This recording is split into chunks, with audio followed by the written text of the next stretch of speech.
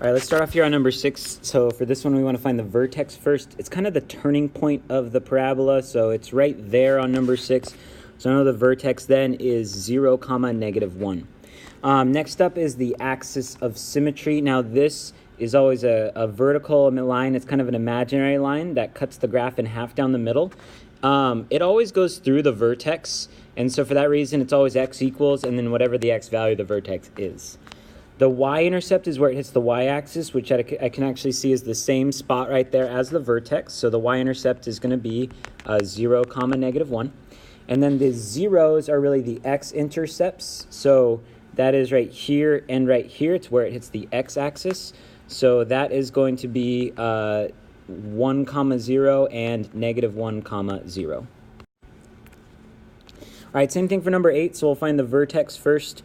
And so that's that point right there. The turning point on the graph is going to be -1, let's see, what is that?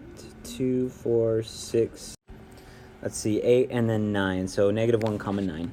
All right, then once again, our axis of symmetry is just x equals the x value of the vertex, because that would create this line right there, an imaginary line that cuts the graph in half. And then y-intercept will be right there where it's the y-axis. So that looks like 0, 8. And then the zeros, or the x-intercepts, are here and here. So this one looks like 2, 0, and then 2, 4, let's see, 2 and 4. So -4, 0. All right, next up here, we need to find the vertex on these ones. So for these ones, we do need a formula for the vertex. It is x equals -b over 2a. So in this case, a is -1 because it's the number multiplying in front here. And then b is 2, and then c is 1. Just kind of go in order. So for the x value of the vertex, I'm going to do -2 over 2 times -1, just following that formula. So then -2 over -2, and that gives me a +1. Now for the y value of the vertex, I just need to take that and plug it back in for all the x's, so here and here, and then see what that comes out to.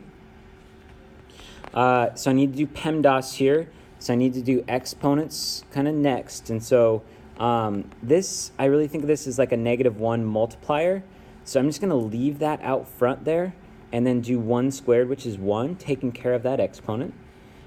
And now I'm going to do the multiplication. So that's going to be -1 plus 2 plus 1. And now I'm going to add / subtract. So that's going to be, let's see, 1 plus 1 would be 2. So then I get 1, 2 for my vertex. Okay, so then I have my axis of symmetry. And so I get x equals 1, so that is the x value of the vertex, always, just like it was before on the graph. And then for the y-intercept, lastly, let's see, like a purple here. Okay, so for the y-intercept on this, technically we're supposed to plug in 0 for every x, so we'll make it 0 squared plus 2 times 0 plus 1. And so then we get 0 plus 0 plus 1, and so we get y equals 1. And so my y-intercept then will be 0, 1. There is kind of a shortcut for this. If you think about it, it's always going to be 0, c. That last number will always be the y-intercept, and that comes from just plugging in 0 for all the x's. All right, so then next up, the axis of, the vertex on this one, well, once again, we'll do our x equals -b over 2a. So now we have a is 4, and b is -8, and c is 9. So -b over 2 times a will be 8 over 8, and so that's 1. And then we'll take that and we have to plug it back in to find y. So 4 times 1 squared minus 8 times 1 plus 9. We have to do our exponent first, which is just this 1 squared. And then we will do our multiplication next. So that's 4 minus 8 plus 9. And then we'll do our adding / subtracting. Those kind of go together.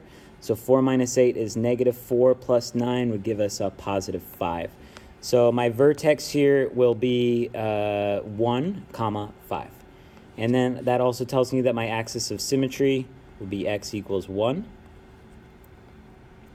And lastly, my y-intercept, if you want to use the trick, the 0, comma c, then that would just be 0, comma 9. All right, next up we want to factor these guys. So I'll do number 2 here. Now I do see that all of these numbers divide by 3. So I'm going to take a 3 outside, and that gives me 10b squared plus 7b minus, oops, that's a b, minus 3.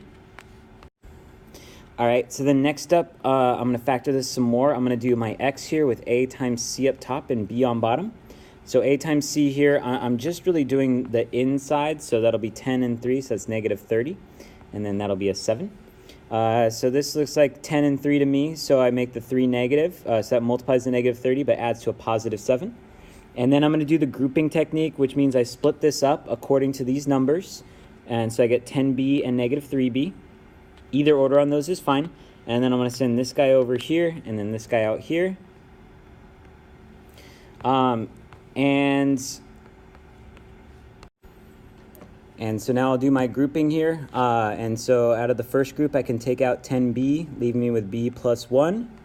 The second group, I can take out negative 3, which leaves me with b plus 1 as well. And so then I can just write this as 10b minus 3 times b plus 1. And then I do need to, this 3 that I took out in the first step, I am technically supposed to still have that out front when I finish.